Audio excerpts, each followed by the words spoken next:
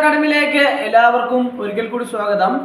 Village field assistant, അതുപോലെ തന്നെ civil police officer, fire and rescue officer, civil excise officer ഉൾപ്പെടെ 66 തസ്തികകളിൽ PSC പുതിയ വിജ്ഞാപനം പ്രസിദ്ധീകരിക്കാൻ വേണ്ടി യോഗ തീരുമാനം എടുത്തിട്ടുണ്ട്. അതുപോലെ തന്നെ സാധ്യതാ പട്ടിക തയ്യാറാക്കാനും ചുരുക്കപ്പട്ടിക പ്രസിദ്ധീകരിക്കാനും ഒക്കെ PSC യോഗം തീരുമാനിച്ചിട്ടുണ്ട്. ഇതിൻ്റെ അകത്ത് വരുന്ന 66 തസ്തികകൾ, പ്രധാനപ്പെട്ട തസ്തികകൾ ഏതൊക്കെയാണ് എന്ന് നമുക്ക് നോക്കാം. അതായത് പോലീസ് വകുപ്പിൽ പോലീസ് വുമൺ കോൺസ്റ്റബിൾ, അതുപോലെ തന്നെ ഫയർ ആൻഡ് റെസ്ക്യൂ ഓഫീസർ, അതുപോലെ തന്നെ വില്ലേജ് ഫീൽഡ് അസിസ്റ്റന്റ്, ഇങ്ങനെയുള്ള ധാരാളം തസ്തികകളിലാണ് 66 തസ്തികകളിലാണ് വിജ്ഞാപനങ്ങൾ വരാൻ പോകുന്നത്.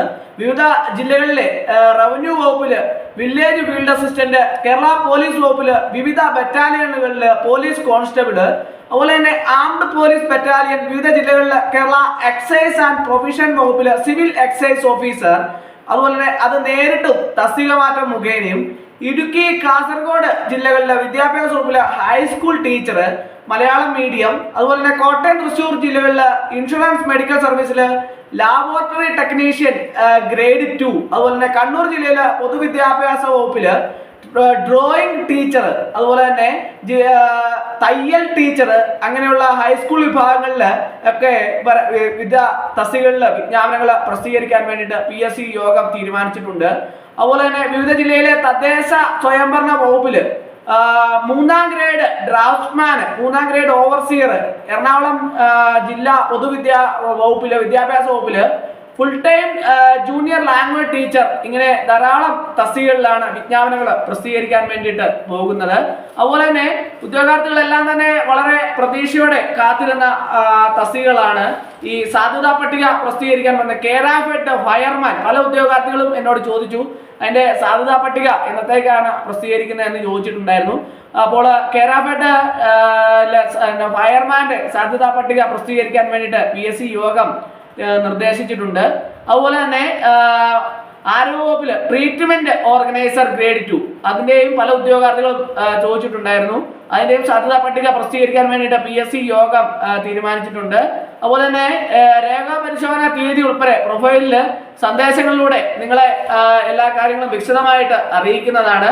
അതുപോലെ തന്നെ PSC ആസ്ഥാന ഓഫീസില് അഭിമുഖങ്ങൾക്ക് വേണ്ടിയിട്ടുള്ള തീരുമാനങ്ങൾ എടുത്തിട്ടുണ്ട്. അതിനെ സംബന്ധിച്ച് നിർദ്ദേശങ്ങളൊക്കെ തന്നെ നിങ്ങളുടെ പ്രൊഫൈലിൽ വരുന്നതാണ്. അപ്പോൾ അതനുസരിച്ച് ഓരോരുത്തർക്കും കിട്ടുന്ന നിർദ്ദേശം അനുസരിച്ച് കൃത്യമായിട്ട് അഭിമുഖത്തിലൊക്കെ പങ്കെടുക്കാൻ വേണ്ടിയിട്ട് എല്ലാവരും ശ്രദ്ധിക്കണം. അതുപോലെ തന്നെ ഭൂജല വകുപ്പില് ഡ്രാഫ്റ്റ്മാൻ ഗ്രേഡ് 2 കാറ്റഗറി നമ്പർ 238/2024, ഭാരതീയ ചികിത്സാ വകുപ്പിലെ മെഡിക്കൽ ഓഫീസർ കാറ്റഗറി നമ്പർ 505/2024, ആരോഗ്യ വകുപ്പിലെ ക്ലിനിക്കൽ സൈക്കോളജിസ്റ്റ്, ആർക്കിയോളജി വകുപ്പിലെ ഫോട്ടോഗ്രാഫർ, യൂണിവേഴ്സിറ്റികളിലെ അസിസ്റ്റന്റ് എഞ്ചിനീയർ, അതുപോലെ തന്നെ Kerala state cooperative consumer federation ലിമിറ്റഡിലെ ഗോഡൌൺ മാനേജർ, ഇങ്ങനെ കേരള കോപ്പറേറ്റീവ് മാർക്കറ്റിംഗ് ഫെഡറേഷൻ ലിമിറ്റഡില് ഫീൽഡ് ഓഫീസർ, അതുപോലെ തന്നെ state cooperative car marketing federation ലിമിറ്റഡില് അസിസ്റ്റന്റ് ഫിനാൻസ് മാനേജർ, ഇങ്ങനെ ധാരാളം തസ്തികകളിൽ ചുരുക്കപ്പട്ടിക പ്രസിദ്ധീകരിക്കാൻ വേണ്ടിയിട്ടും PSC യോഗം തീരുമാനിച്ചിട്ടുണ്ട്. അഭിമുഖത്തിന് ശേഷം റാങ്ക് പട്ടിക തയ്യാറാക്കേണ്ടത്, അതുപോലെ തന്നെ അഭിമുഖത്തിന്റെ തീയതിയും പിന്നീട് അറിയിക്കുന്നതാണ്. ഇങ്ങനെ ധാരാളം തസ്തികകളിൽ ചുരുക്കപ്പട്ടികയും സാധ്യതാ പട്ടികയൊക്കെ പ്രസിദ്ധീകരിക്കാൻ PSC യോഗം തീരുമാനിച്ചിട്ടുണ്ട്. 66 തസ്തികകളിൽ പുതിയ വിജ്ഞാപനം പ്രസിദ്ധീകരിക്കാൻ വേണ്ടിയിട്ട് തീരുമാനിച്ചിട്ടുണ്ട്. അതിന്റെ വിജ്ഞാപനം അപേക്ഷിക്കാനുള്ള അവസാന തീയതി 2026 ജനുവരി 14 ആയ രീതിക്കായിരിക്കും വിജ്ഞാപനങ്ങൾ പ്രസിദ്ധീകരിക്കാൻ പോകുന്നത്. അപ്പോൾ ഉദ്യോഗാർത്ഥികൾക്ക് ധാരാളം അവസരങ്ങളാണ് വന്നുകൊണ്ടിരിക്കുന്നത്. ഇനിയും അവസരങ്ങൾ വരുന്നുണ്ട്. അതുപോലെ തന്നെ 2026 ധാരാളം അവസരങ്ങൾ വരാൻ പോകുന്നു. അപ്പോൾ അങ്ങനെ ഉദ്യോഗാർത്ഥികളെ സംബന്ധിച്ചിടത്തോളം പഠനം ഒരു സ്റ്റോപ്പ് ഇടാതെ തന്നെ കണ്ടിന്യൂസ് ആയിട്ട് പഠിച്ചുകൊണ്ട് പോവുക. ഉദ്യോഗാർത്ഥികൾക്കെല്ലാം തന്നെ ഉയർന്ന ജോലി ലഭിക്കാനുള്ള എല്ലാ സാധ്യതകളും PSCയിൽ നിന്ന് അറിയാൻ കഴിയുന്നുണ്ട്. അപ്പോൾ ഇന്നത്തെ ക്ലാസ് എല്ലാവർക്കും ഇഷ്ടമായെന്ന് വിചാരിക്കുന്നു. ഒരിക്കൽ കൂടി നന്ദി പറഞ്ഞു നിർത്തട്ടെ. നന്ദി, നമസ്കാരം.